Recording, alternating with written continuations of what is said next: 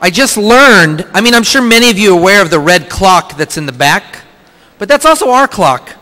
I realized that when it counts down to 0, it then starts counting back up so you can see how much time you've totally wasted. So we wasted 2 minutes, 45 seconds, okay? In terms of getting back from break, for the record. We're very temporally aware here. So the next section we have is on a subject called food. Oh. All right, I'm glad that excites you. They're designed to do that.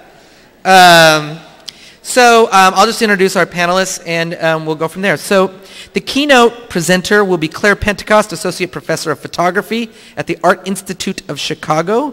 Her interdisciplinary practices interrogate the divisions of knowledge, often focusing on the dichotomy of nature and artificiality.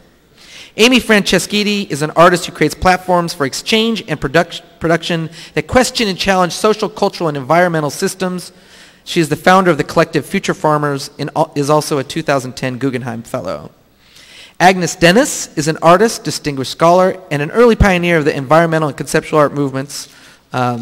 She has exhibited and lectured extensively, written 5 books, and received 2 honorary doctorates.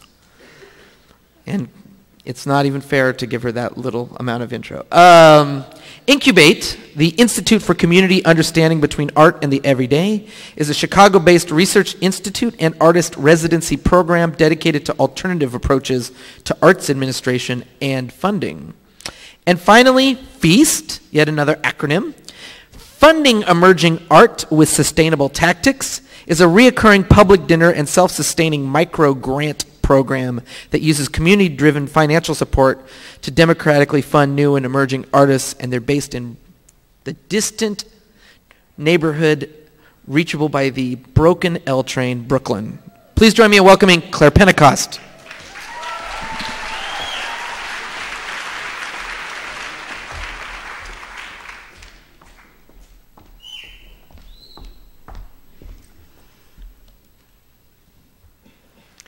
Hello, I'm so proud to be here with so many people I admire, and of course I want to thank all the people at Creative Time, and especially that staff that has disciplined us to this format in such a gentle way. In 1998, it struck me as a revelation that agriculture is part of nature. Now, I had spent at least 10 years before that studying and making work about our culture's relationship to the natural world. But like the big environmental groups of the 80s, my referent was wilderness. That is, until I started researching biotechnology and stumbled on the industrial food system, which had been feeding us genetically modified corn and soy for 4 years. No one was talking about it. It only broke the headlines as a trade issue when Europe and Japan, with a very different food culture than our own, refused our GMO commodities. Oh yeah, the slides. As I dug deeper, I was appalled at the opacity, secrecy, and corruption of the handful of corporations that control the production and distribution of our food. But I was equally surprised at people's reluctance to think complexly about eating, our most intimate experience of the natural world. The typical response I got when I tried to interest people in my research was kind of a downer. I begin with this personal history for 2 reasons. One is to illustrate what has been an amazing feat of separation in our imaginations. The separation of ourselves from the rest of the natural world, such that a person like myself, studying the boundaries we create between the natural and the artificial, could ignore food for so long.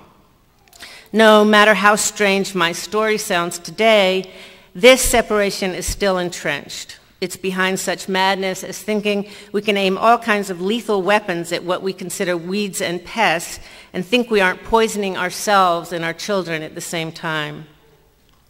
But the other part of this story that's remarkable to me is how much has changed since my little personal realization. In little more than a decade, we've witnessed an explosion of films, blogs, books, daily articles about our food system. We've seen vegetable gardens on the lawn next to the Art Institute of Chicago, at City Hall in San Francisco, and on the White House lawn.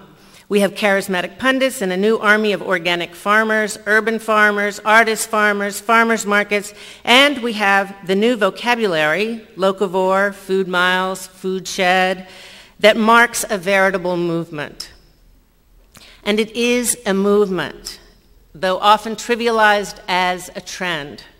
It's a long-brewing, popular response to deep structural conditions that degrade life across the board. As an issue, food is entangled with a host of other problems and possible solutions, from healthcare to climate change, from class to wildlife, from energy to sovereignty. I mean, food is so cultural, and certainly our ecological and political solutions are ultimately cultural. Walking through one of the burgeoning new farmers markets and observing the prices for beautiful, healthy produce, it may look like a bourgeois social movement. Well, it's not a bourgeois social movement in Milwaukee, where Will Allen pioneers intensive urban farming for low-income communities of color. It's not a bourgeois social movement in Detroit, the capital of a failed paradigm, where we find the largest urban farming network in the country. It's not just for rich people in Oakland, Mexico, Argentina, India.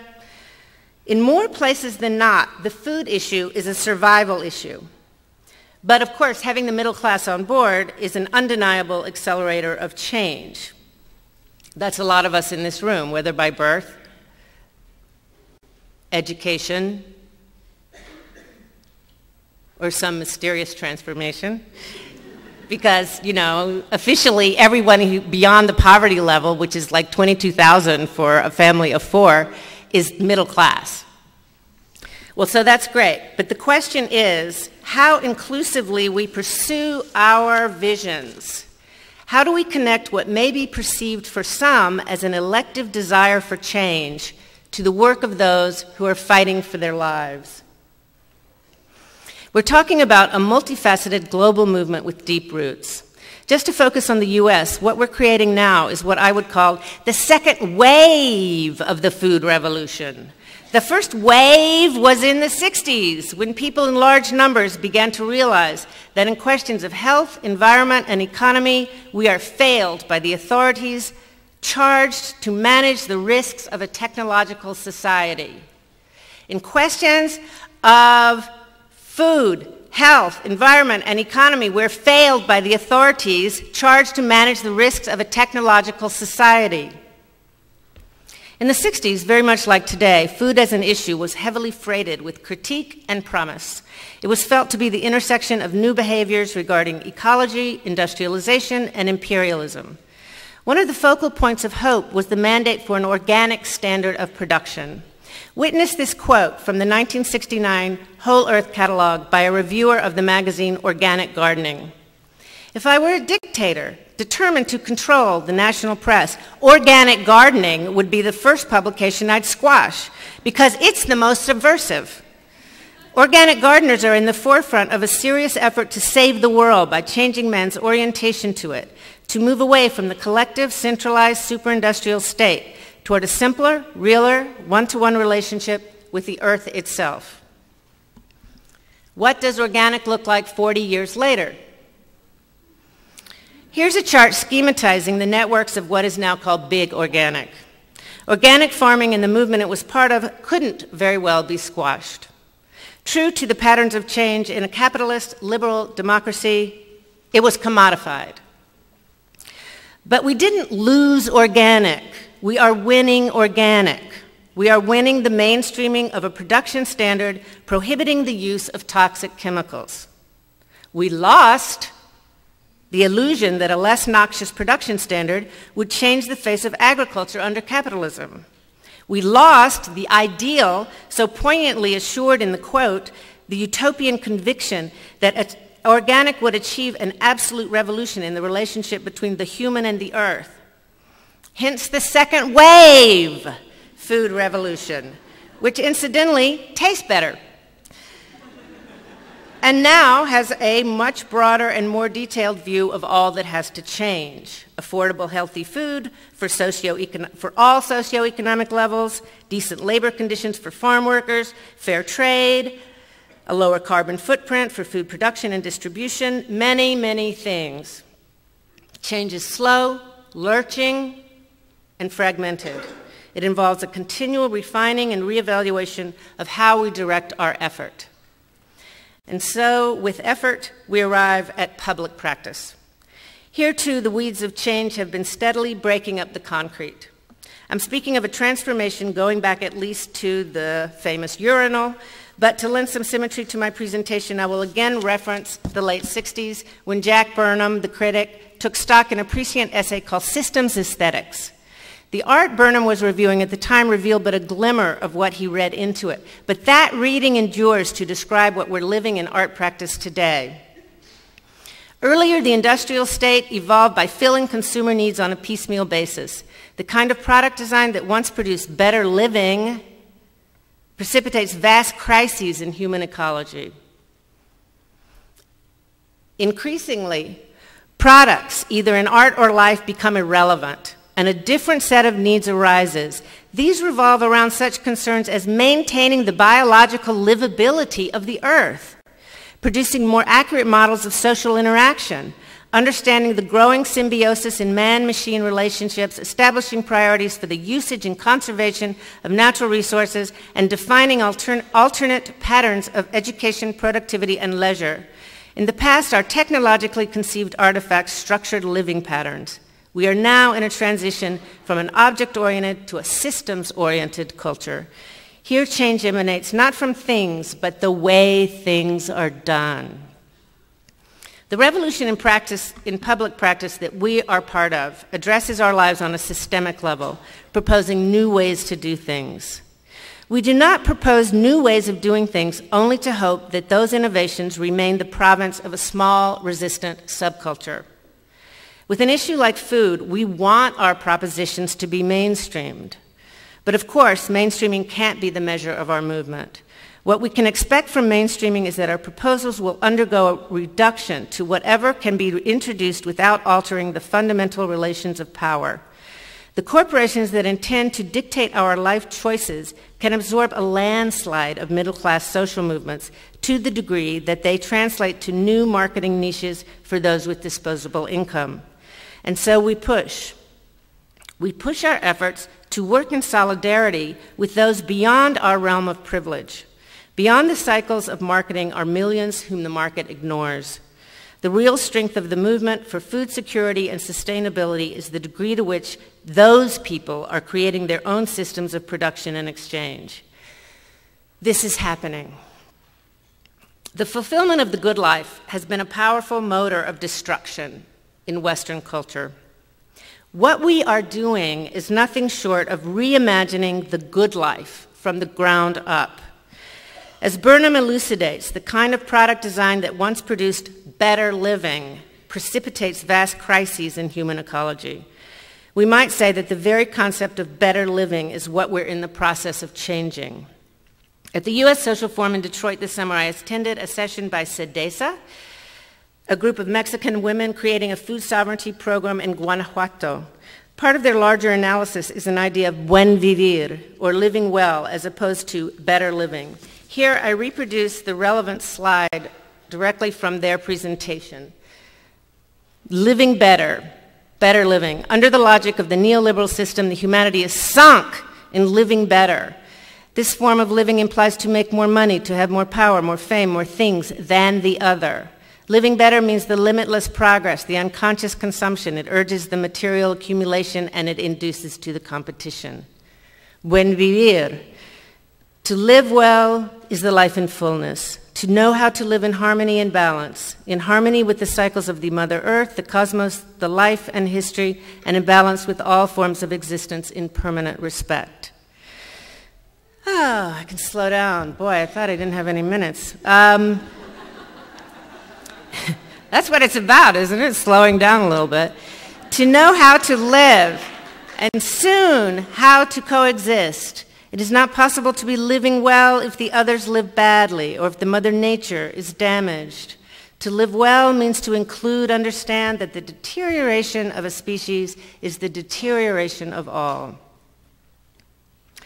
So how the hell do you mainstream that? What the women who wrote that, and many of us are dreaming, is the acknowledgement of a shared fate, shared resources, shared risks, shared solutions. This is the basis of our reimagination of the good life. Changing the food system is one concrete way to move towards such a dream. It speaks to the separation between people in economic and racial hierarchies, as well as the separation between humans and the rest of the natural world. The commitment to a shared fate is the only thing that can move us beyond the fragmentation of mainstreaming and the exclusionary delusions of marketing. Though we are not as given to utopian proclamations as our counterparts in the 60s, we need this kind of vision. We need it to power the slow, detailed work that changes untenable systems. So, I have a minute left, and I'm prepared for that. So I thought I would leave you with an image of a piece I made last year called Proposal for a New American Agriculture. This is a 5-foot by 9-foot American flag, the kind they put on coffins coming back from the oil wars. And I had it, I collaborated with about 10,000 worms who vermicomposted this flag over 4 months with my kitchen garbage. So I like to think of us as the worms, the many, many worms who are transforming the garbage of our culture to something nutritive and enduring and sustainable. So where's my music?